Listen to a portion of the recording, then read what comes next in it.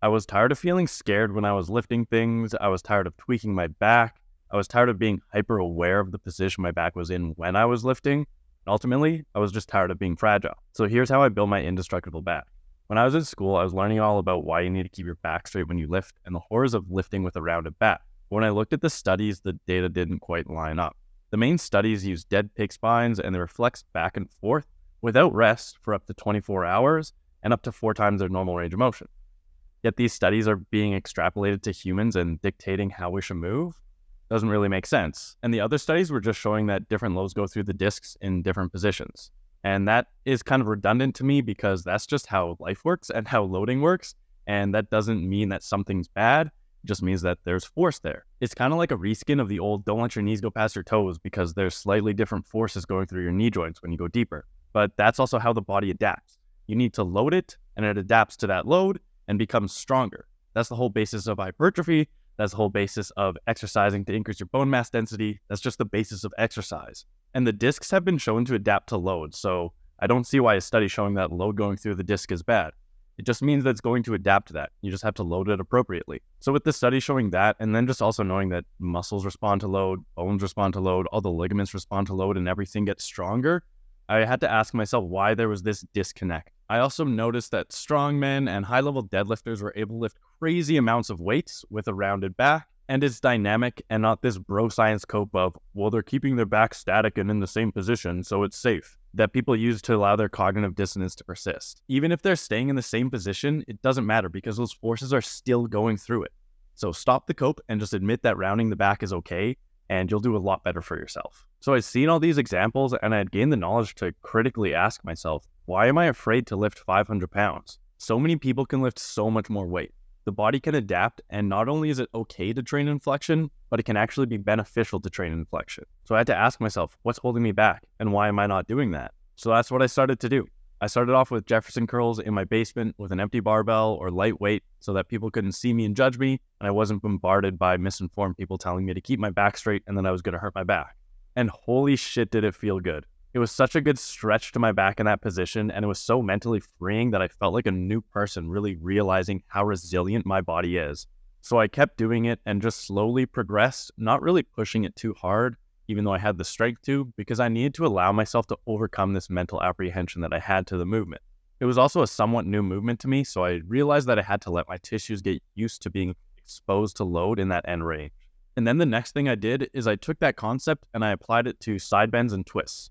I'd always been told to keep the side bends in a relatively small range of motion and to keep my body straight when I'm doing the twists and just put the weight out to the side and not use heavy weight for either of them. But this goes against the science for hypertrophy and strength training. You need to work hard enough to actually make gains. If it doesn't challenge you, it doesn't change you. So I started doing my twists and side bends with full range of motion, and then I started loading them up heavier and heavier until I was only able to do 5 to 8 reps for each movement. This really strengthened up my obliques and my QLs, which just helped me to not only deadlift more weight, but deadlift more weight comfortably and prevent back tweaks. These muscles don't do anything all that special, and I think they're over-glorified, but they are accessory muscles that can help you. So when the name of the game is to move as much weight as you can, you want to be able to train consistently. And these muscles help you do that, and they also help you lift a little bit more weight, so it's good to train them. And then finally, I also started doing this for ab rollouts. I was always told to never let my back cave in when I was going at the bottom of the ab rollout, and that kept the weight low. But I changed my mindset around it. I loaded up a heavy backpack, went to the bottom and let my back arch a little bit, and then rolled up. And guess what? I made a lot of fucking gains. I now had a really strong core all throughout, the 360 strong core, so I was able to be a lot more consistent with training. I was a lot more confident with my training, and I was able to train a lot harder. All of this coming together allowed me to deadlift into the mid 500s and break past a plateau that I had for a while. But there was still one puzzle piece missing. I always had a little bit of apprehension still. I was always holding back just a tiny bit, and I was always unsure and still a little bit afraid of my back every once in a while. Even though I had done all this training to build up the strength and become more resilient and kind of train my mind as well, I wasn't pushing it quite to the very end range, and I wasn't really testing my limits. So I knew that I had to prove to myself that I was even more resilient than I thought I was and get myself even stronger than I was. And I had to train that end range and really push myself. I'd been thinking about this movement for a while, but I never really had the confidence to actually do it because honestly, I was a little bit scared. But one day I just said, fuck it, I have to do this. And so I did it. I put an empty barbell in the crooks of my elbows, and I started doing Zercher deadlifts.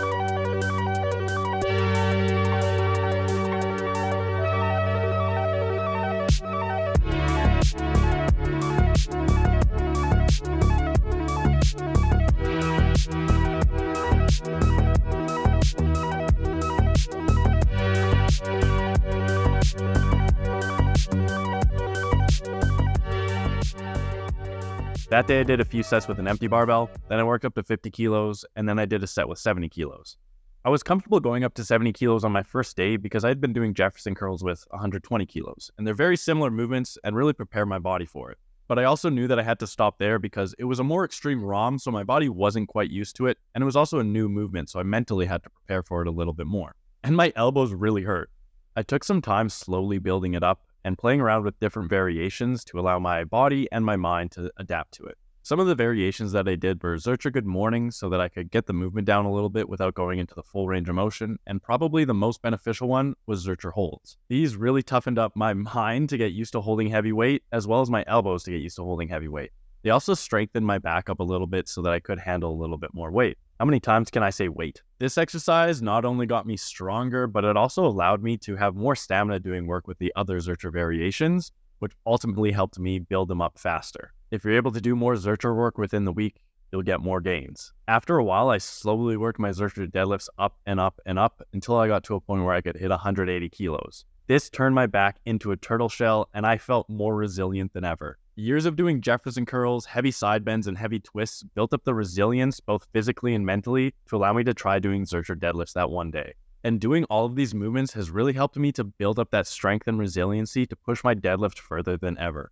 Now every week, I can go in and pull 600 pounds or right around it without thinking twice. I don't have to worry about my back, and I have full confidence in myself. So to summarize, I built my resilient back by tackling the mental aspects first. I really had to learn the body and learn that it was okay to load it.